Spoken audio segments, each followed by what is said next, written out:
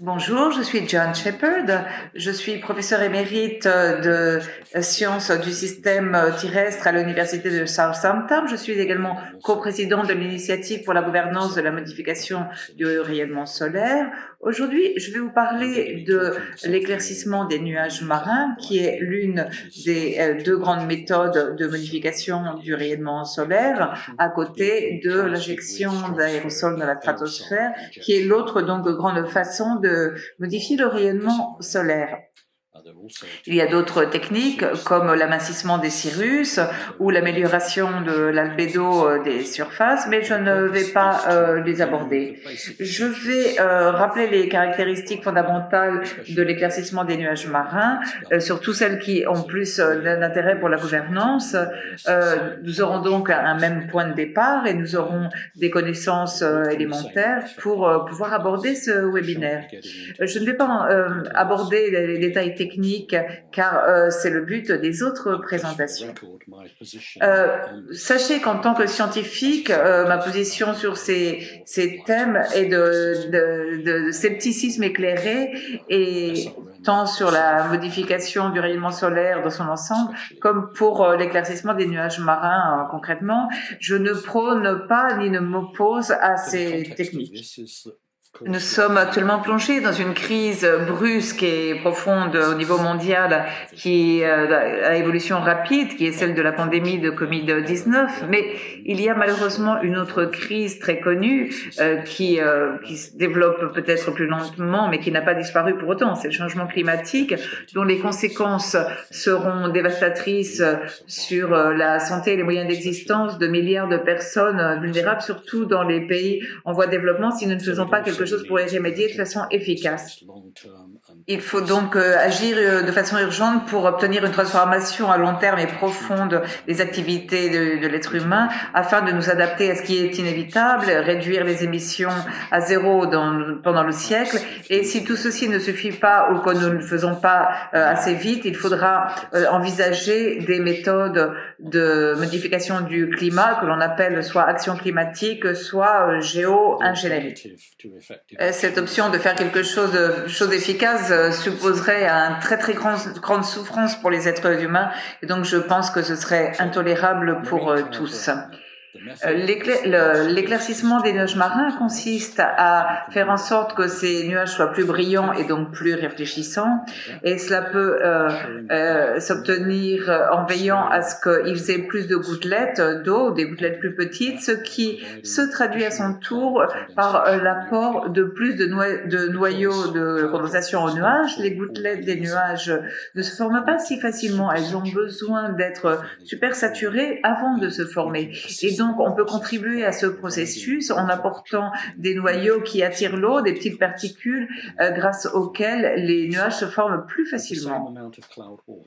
Et donc, il n'y a pas besoin d'une plus grande quantité d'eau. Il ne faut pas injecter d'eau dans l'atmosphère, simplement ces petits noyaux supplémentaires pour que les gouttelettes se forment plus facilement. Et ceci ne peut se faire que dans des espaces où les nuages sont sur le point de se former ou se forment déjà, c'est-à-dire que dans les limites des régions, des endroits où il y a déjà des nuages. Ça ne peut pas se faire dans des airs secs et ça n'a pas non plus de sens de le faire dans une ambiance très humide où il y a déjà des nuages. C'est-à-dire que c'est un processus marginal qui se réalise dans les limites d'endroits où se forment les nuages. Et par ailleurs, le forçage radiatif grâce aux nuages est très grand. On peut réduire la quantité de rayonnement solaire près de 50% à peu près, c'est-à-dire que les conséquences peuvent être larges et très localisées, ce qui peut être bien ou pas bien. L'éclaircissement des nuages marins se fait dans la troposphère, c'est-à-dire la couche la plus basse de l'atmosphère, à moins de 10 km d'altitude, car c'est là où se trouvent les nuages. C'est une différence importante avec l'injection d'aérosols dans la stratosphère, qui se fait à une altitude beaucoup plus élevée. Les deux techniques ont des conséquences sur l'équilibre de rayonnement de la Terre et peuvent fonctionner assez vite, mais l'éclaircissement des nuages marins a des effets qui sont sur une centaine de kilomètres, ils sont localisés, c'est-à-dire que c'est une échelle qui est assez similaire à celle des systèmes météorologiques du monde naturel.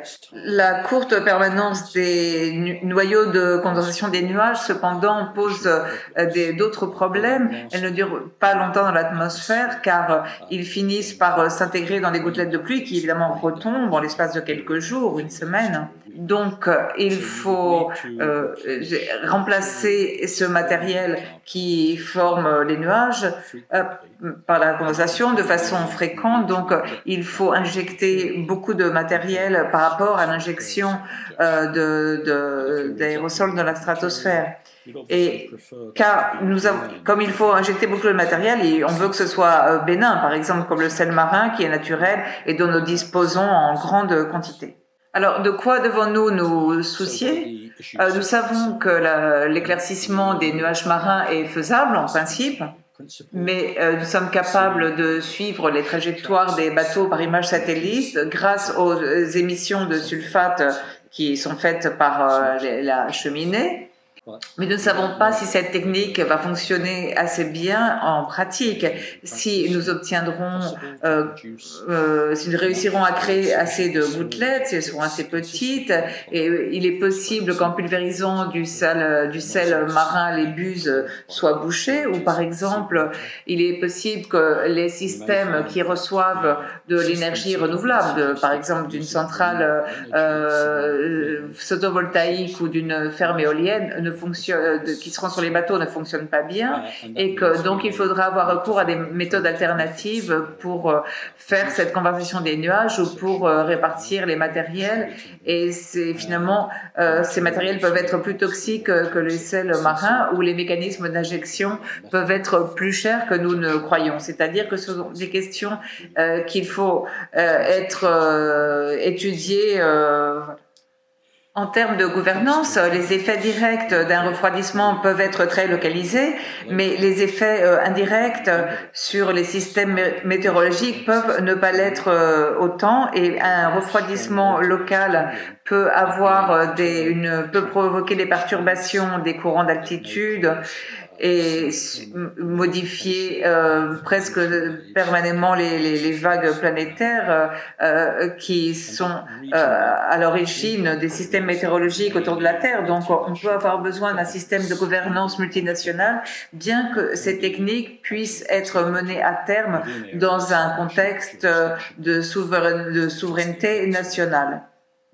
Pourquoi? Parce que les conséquences peuvent être transnationales. Et donc, nous devons comprendre quelle organisation doit se charger de réglementer ces activités en haute mer. Est-ce que le droit de la mer est suffisant? Est-ce qu'il serait en vigueur, bien que les changements soient faits au niveau atmosphérique? Ou alors faudrait-il créer un système de droit de l'atmosphère dans le cadre des Nations Unies, mais qui n'existe pas pour le moment? Pulvériser un autre type de matériel qui est autre que le sel marin serait-il considéré comme une pollution et donc serait-il interdit par le droit de la mer? Et qu'en est-il du sel marin qui est un matériel naturel, mais est-ce qu'on pensait que il convient d'injecter à grande échelle du sel dans l'atmosphère? En définitive, l'éclaircissement des nuages marins est une possibilité intéressante, mais il est probable qu'il ne soit pas assez efficace, pas assez abordable ou ni assez respectueux de l'environnement pour que l'on puisse envisager de l'utiliser réellement.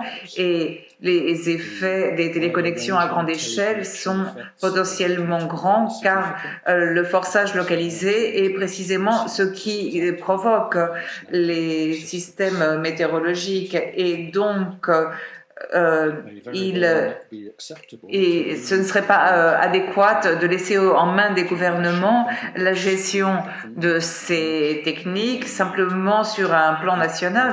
Il faudrait un cadre international qui serait sûrement nouveau car ceux que nous avons actuellement ne sont pas appropriés et cela demanderait du temps.